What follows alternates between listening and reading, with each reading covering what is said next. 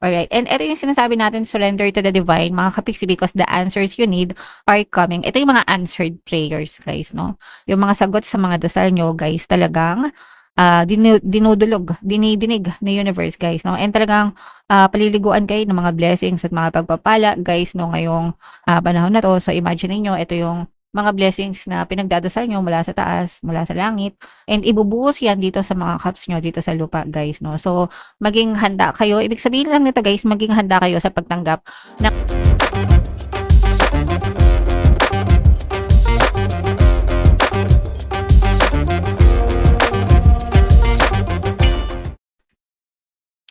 Hello guys, hello Sagittarius. Welcome back to Pinay Pixie Tarot. Ang pamagat ng episode natin for tonight is full moon kapalaran para ngayong May to June para sa Sagittarius, Sun, Moon, Rising sign, and Venus. Ito yung ating pangalawang full moon, guys, no, ngayong May, kasi yung first full moon natin nung May 1, tapos ngayon naman May 31, mga kapiksi, and yung susunod nating full moon ay sa June 29. So, ang reading na to ay para sa period na yan. And ang pamagat ng ating full moon ay strawberry moon. So, unahin natin tong deck na to. Ito yung moon message para sa inyo, guys. Yeah, surrender to the divine. Surrender to the divine universe, mga kapiksi, no?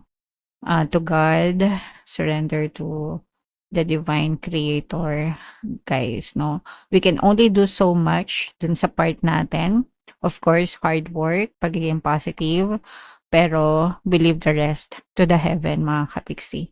Lahat ng mga hinangin nyo, mga hanas nyo sa buhay, guys, no? Wala naman kayo magagawa dyan, ipagdasal nyo na lang, guys, okay? Alright. And attuned to the moon, I am getting the answers I need. Yung answers na yon, guys, yan yung mga sagot sa dasal nyo, okay? So, i-claim nyo na, i-declare nyo na you will get all the answers you need. Ibig sabihin, matatanggap nyo lahat ng mga sagot sa mga dasal nyo, sa mga kahilingan nyo. Additional meaning nitong card na to, guys, a wish you made may be about to come true. As long as loyal kayo, faithful kayo dun sa mga wish nyo, sa mga dinadasal nyo, ibig sabihin, loyal, faithful, hindi nyo iniiwan. You stay true, you don't give up, mga kapiksi. You cling to it hanggang sa mag-manifest siya, hanggang sa maging totoo siya sa inyong physical reality, guys. Okay? It's make or break time. Sa inyo palagi nakasalalay, guys, yung success nyo and yung failure nyo sa buhay nyo. Mga kapiksi, kapag ka nag-give up kayo, syempre, failure yan. Pero kapag ka nag-persist kayo, guys, success ang kapalit niyan for you. Okay? There could be a sense of madness in the air. Breathe deep and stay calm. So, sa mga kapiksi natin na may mga problema, may mga pinagdadaanan, guys, kalma-kalma lang, mga kapiksi, magiging okay din ang lahat para sa inyo. You may need to forgive someone to release negative energy. Kung meron kayong mga, may mga taong nakagawa sa inyo ng kasalanan, or may mga negative emotions kayo sa puso nyo, like galit, anger, hatred, resentment, mga grudges, guys, no? Kailangan nyong i-release yan by forgiveness and acceptance, guys. And it's time to let go of the past and move on. Dito, guys, maraming nabibiktima, no? Kasi hindi maka-move on, natatrap, palagi lang na-stuck, no? Palagi lang na-stuck dun sa kanilang past or sa buhay nila, mga kapiksi. Okay? Alright. So, tapos na yon. I-let go nyo na, mga kapiksi. Hindi nyo deserve ng masaktan na paulit-ulit para sa mga past na nangyari sa inyo. Okay? Huwag nyo nang ulit-ulitin sa isip nyo, guys. Alright? So, comment down below if naka-resonate kayo, Sagittarius. Ito naman ay sa love, mga kapiksi. Tingnan naman natin yung love message or love advice sa inyo. Kung ano lang yung maka-resonate sa inyo, guys.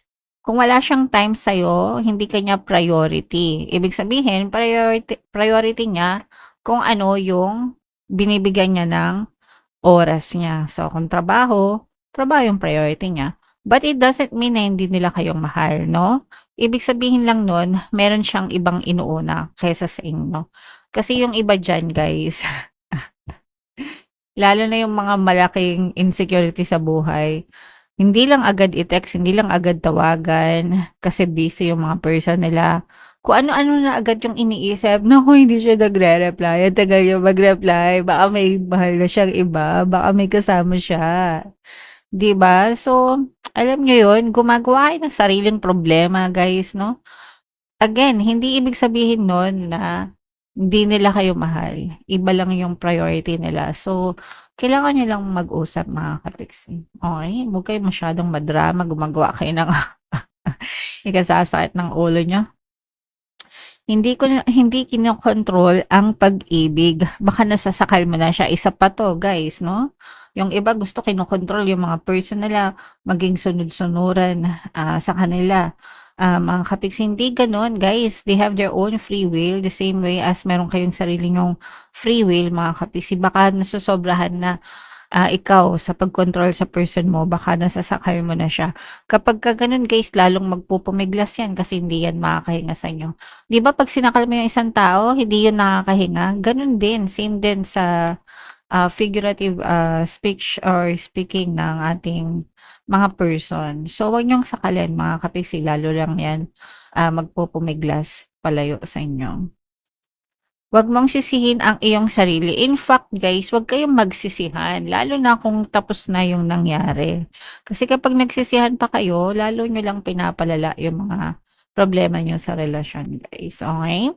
Alright, so comment down below if tinamaan kayo sa mga message na yan. So shuffle natin 'to guys, hanapin natin yung energy ng Sagittarius at saka yung energy ng Moon. Habang sinu-shuffle ko 'to, panoorin niyo muna yung video natin regarding sa ating paano mag-manifest ng abundance video course. Kapiksi, sawa ka na ba sa mga struggles at hirap sa buhay mo? Masipag ka ba at masikap sa buhay ngunit hindi ka pa rin umaasenso? Ilang beses ka na bang nag-attempt mag-negosyo at mag-invest pero palagi ka pa rin nalulugi? Sa pagkakataon na ito ay maaaring may subconscious beliefs ka na nagiging balakid sa iyong pag-unlad at pagyaman. Introducing, paano mag-manifest ng abundance video course. Dito ay matututunan mong ma-overcome ang mga balakid mo para tuluyan ka ng umunlad, umasenso, sumagana, maging matagumpay, successful at maswerte sa iyong kabuhayan, pera, trabaho, negosyo, salapi at kaperahan ng bonggang-bongga. Dali, mag-send na ng email sa pinoypixie@gmail.com at simulan na ang iyong pagyaman ngayon. Alright, so sa lahat ng gusto mag-avail ng course guys, meron tayong paano mag-manifest ng abundance video course, paano mawala ang third party, at magkaroon ng harmonious na relationship, paano pabalikin si ex or vice breakup. Sa mga interesado guys, mag-send lang kayo ng email sa pinoypixie@gmail.com. And sa mga naghahanap ng pampaswerte guys, meron tayong money shaker jar. Ito yun guys, no? Super liit na bote, pero super effective, super powerful. Inaalog yan guys. At saka ito. So sa lahat ng interesado guys, ito yung WhatsApp number. Chat nyo lang ako dyan. Sa WhatsApp lang kayo mag-message guys. Huwag kayong mag-text. Tsaka huwag kayong tumawag dyan kasi yung SIM niyan nakatago. Hindi ko chine-check yung cellphone na yan mga kapiksi. So Sagittarius ka, and represent ng King of Wands. Ito yung ating moon energy mga kapiksi. So ito guys, meron ditong presence ng air sign, Aquarius, Gemini, Libra.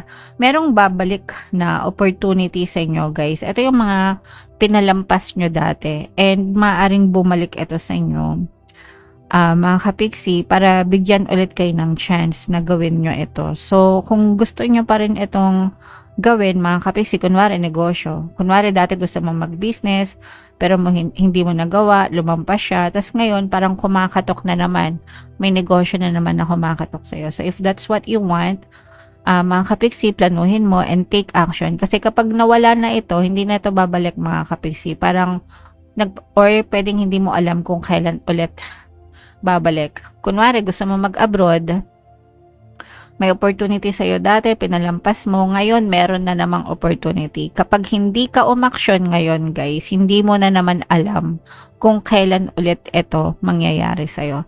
So, dapat desidido ka, guys, kasi pabalik-balik siya, nagpaparamdam, nag-aantay lang to ng desisyon mo. Okay? So, kapag hindi kayo kumilos ngayon guys, maaaring hindi na siya, it's either hindi na siya bumalik or matagal na ulit, di mo alam kung kailan babalik mga kapiksi. Okay? Alright. And ito yung sinasabi natin, surrender to the divine mga kapiksi, because the answers you need are coming. Ito yung mga answered prayers, guys, no? Yung mga sagot sa mga dasal nyo, guys, talagang dinidinig ni universe, guys, no? And talagang paliliguan kayo ng mga blessings at mga pagpapala, guys, no, ngayong panahon na to. So imagine niyo, ito yung mga blessings na pinagdadasal nyo mula sa taas, mula sa langit, and ibubuhos yan dito sa mga cups nyo, dito sa lupa, guys, no? So maging handa kayo, ibig sabihin lang nito, guys, maging handa kayo sa pagtanggap ng mga blessings, kasi dadaloy yung mga blessings sa inyo dahil nga sinasagot yung mga dasal nyo, mga kapiksi. Okay? So i-mind nyo na to, guys, itong mga blessings, pagpapala, kasaganaan, mga answered prayers, guys, kasi talagang sasagutin yung mga dasal nyo, guys. Okay?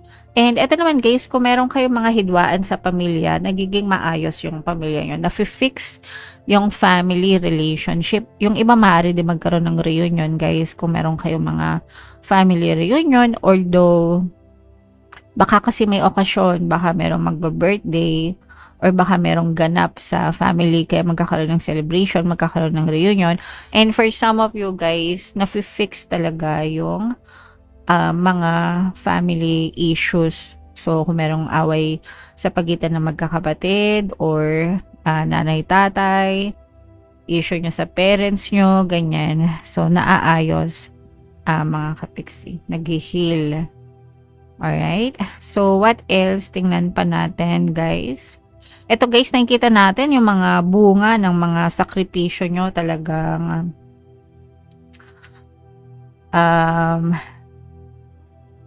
natatamaasan nyo na yung mga matatamis na bunga, matatamis na bunga ng mga sacrifices nyo. Ito yung mga bayad sa mga sakripisyo nyo, guys. And sulit ito, guys. At saka, kasi, no, parang you are very responsible and compassionate sa buhay nyo. Pag sinabing compassionate, hindi kayo mahilig magreklamo, maunawain, mabait, ganyan, and mahaba yung pasensya nyo, talagang tinitiis nyo. Kaya naman, makikita nyo na yung mga matatamis na bunga ng mga pagtitiis nyo, mga kapiksi. So, sulit, guys, sulit yung mga pagtitiis nyo. Kayo din yung makikinabang nyan, mga kapiksi. And maaaring meron magparamdam sa inyo, this is reconciliation, guys. Pwedeng, again, no, pwedeng sa family, kasi nga, diba sabi ko nga sa inyo, nag-heal yung mga family issues nyo, guys. So maaaring nagkaka-reconcile, nagkakabate yung mga may alitan sa loob ng pamilya. And for some of you, pwede din sa mga ex nyo, guys, no, maaari sila mag-reach out sa inyo, maghingi ng sorry, hindi para makipagbalikan, guys, pero gusto lang nilang makipag-ayos sa inyo. Alright? Okay, so yeah. Comment down below, Sagittarius, if feeling nyo naka-resonate kayo dyan, mga kapiksi, and lahat ng mga magaganda, i-mind nyo na, guys, sa comment section. And for more tarot readings, ito yung playlist nyo. Ito naman yung ating success stories ng paano mag-manifest ng abundance video course. Panoorin nyo itong video natin, guys, about money shaker jars. Thank you for liking, sharing, and subscribing. See you next time. I love you all. Have a nice day. Bye-bye.